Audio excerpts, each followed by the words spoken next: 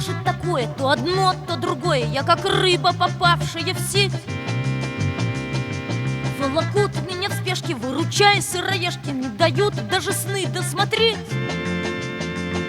И это что же такое? Ни минуты покоя, суета, толкотня, беготня. И мечусь я в испуге в этом замкнутом круге. Я устал, пощадите меня.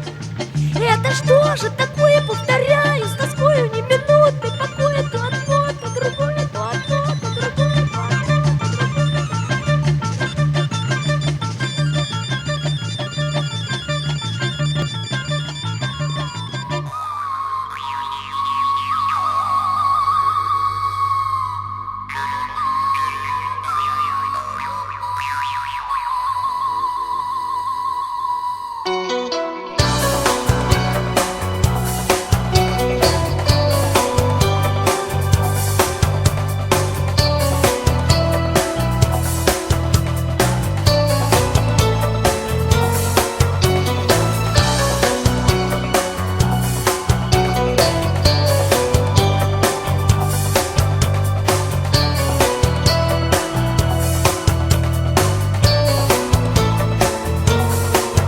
Я прошу одного, дай мне шанс, чтобы выйти из клетки.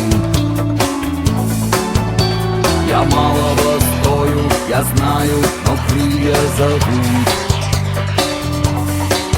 Незнакомые странные земли мне снятся нередко. И твердит в моем сердце звезда, там давно тебя ждут.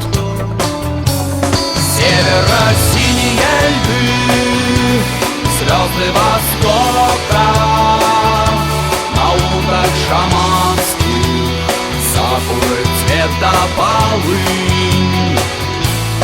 Перевернутся полюса от ока до ока, поднимутся в воздух крылатые кошки пустынь.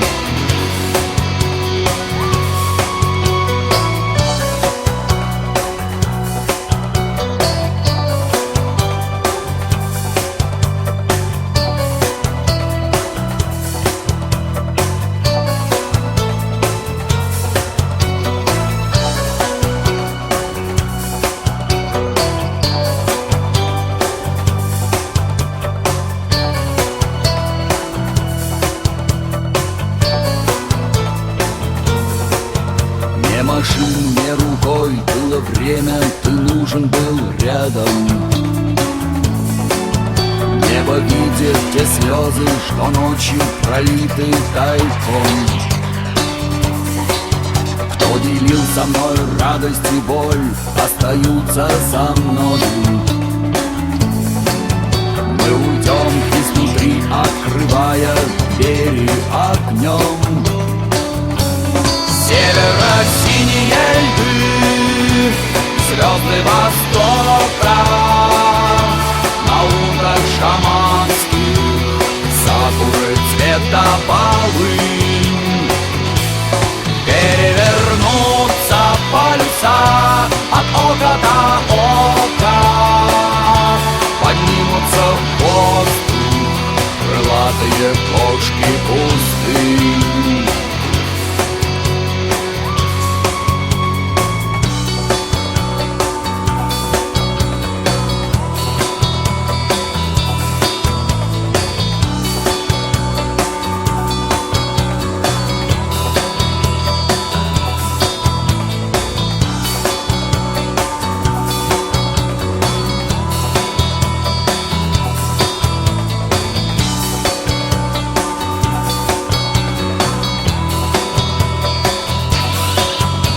Сказал, что нужно все время за что-то бороться. Небо рядом, небо в тебе, просто нужно понять.